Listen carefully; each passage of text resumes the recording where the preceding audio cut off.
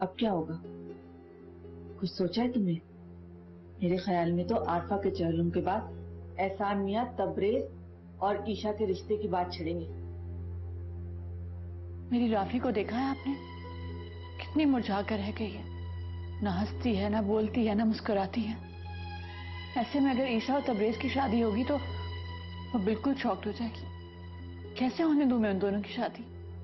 मुझे तुम्हारी और राफिया की बहुत फिक्र है। और यूं बेवक्त आरफा के मरने की वजह से पूरा घर डिस्टर्ब हो गया है, सब परेशान हो गए। आप बिल्कुल ठीक कह रही हैं। कम वक्त कोई अच्छा मुलाजिम भी तो नहीं मिलता ना, जो आरफा आपा की तरह इस घर को संभाल सके। आपा ने यूं बेवक्त मर के ना सारा मामला गड़बड़ कर दिया। और वो गुलशेर, उसने तो सारी की सारी बाजी उलट कर रख दी है। तो मेरी बात किसी तरह भी लड़के को अपने काबू में कर लो और राफिया से उसका निकाह सादगी से पढ़वा दो। कुछ दिनों में सब लोग बात भी भूल जाएंगे और इस घर में आरफा की जगह लेने के लिए ईशा तो है ना। लड़के को काबू करना ही तो सारा मसला है, वरना मैं ये काम कब का करवा चुकी होती।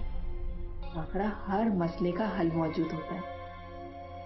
राफिया मुझे अपनी जान से भी प्यारी है, मैं उसे किसी हाल में भी परेशान नहीं देख सकती। करते हैं उसके लिए भी कुछ।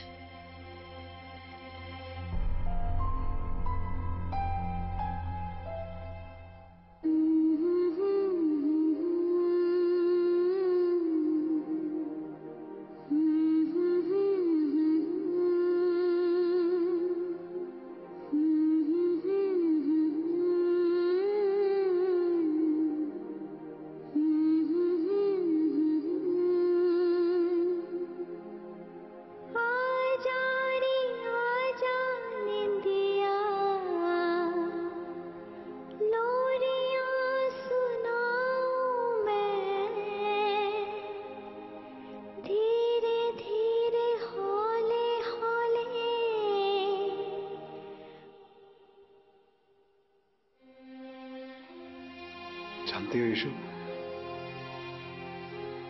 जब अपने इस दुनिया से चले जाते हैं ना,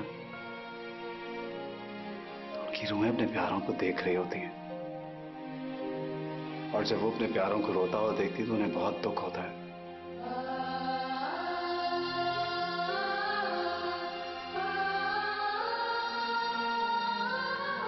प्लीज प्लीज रोना बंद कर दो। पता है, ये बहुत छोटा था जब मामा मुझे छोड़ के चली गई थी। फिर कुछ ईयर से बाद पापा भी।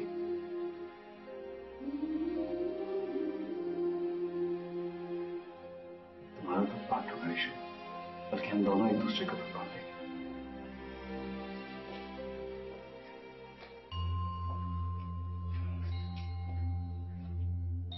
ईशा बेटा,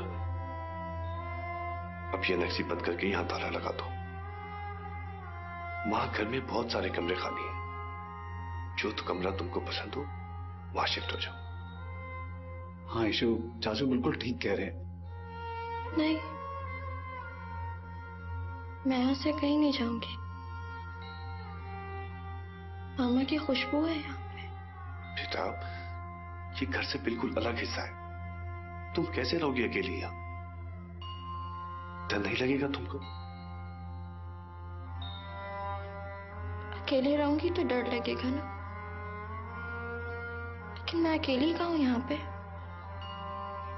मामा है मेरे पास, मामा की खुशबू है मेरे पास। यहाँ से कहीं नहीं जाऊंगी, यहीं पे रहूंगी मैं।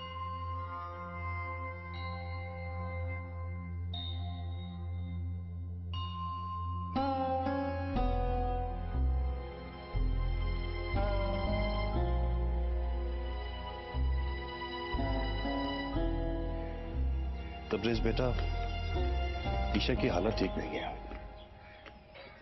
उसे जल्द से जल्द नई खुशियों की बहुत जरूरत है। मैंने सोचा है कि आप अगर 40वां हो जाए तो तुम्हारा और ईशा का निकाह कर दिया जाए। That would be great. मुझे भी एज सून एज पॉसिबल वापस जाना है, मतलब बिजनेस देखना है, फिर स्टडीज कंटिन्यू करनी है। और अबव ऑल ग्रैंडपा बहुत नाराज हैं, उनको ही मनाना है। जब ईशा को तुम्हारे साथ देखेंगे सब भूल जाएंगे। Don't you worry. I hope सो।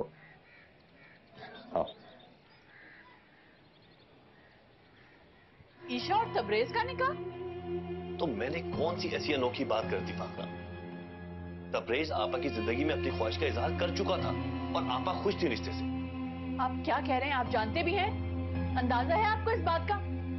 मैंने तो आज तक कभी तबरेज का ईशा में इंटरेस्ट नहीं देखा और ना ही आपा ने कभी इस बात का जिक्र किया। उससे खुलकर कभी बात नहीं की, इसलिए आपा खामोश थी। लेकिन तुम इतना हैरान क्यों हो रही हो? इसका मतलब यह है कि आपा ने कभी आपको ईशा और तबरेज के बारे में बताया ही नहीं? क्या नहीं बताया? यही कि उनका आपस में क्या रिश्ता बनता है। फाखरा बेगम प्लीज पहले मत बुझवाओ, जो कहना है साफ साफ कहो। एहतिशाम भाई जब तबरेज के साथ यहाँ पाकिस्तान आए थे तो तबरेज काफी छोटा था। अपनी माँ को याद करके बहुत दफा रोता था। कई दफा आरफा आपा ने उसे ईशा के साथ साथ तबरेज को भी फीड कराया। इस तरीके से तो उन दोनों का आपस में रजाई बहन भाई का रिश्ता बनता है। शरई तौर पे उनकी शादी नहीं हो सकती।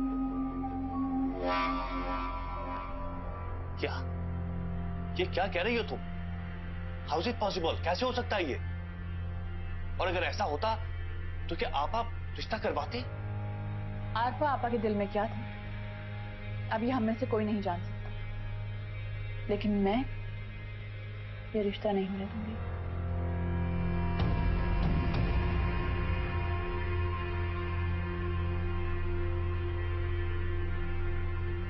एक बात बताओ पाखरा, इस बात का जिक्र तुमने इतने अरसे के बाद क्यों उछाला है, जबकि तबरेज को यहां आए 2 महीने से ऊपर हो चुका है? मुझे तो खुद याद नहीं थी एहसान। आप तो हर बात का गलत मतलब देते हैं। रिश्ता जायज नहीं है और मैं ये शादी नहीं होने दूंगी। फाखरा बिल्कुल ठीक कह रही है। उन दिनों में यहीं पर थी जब एहतिशाम मियां तुम्हें लेकर यहां आए थे।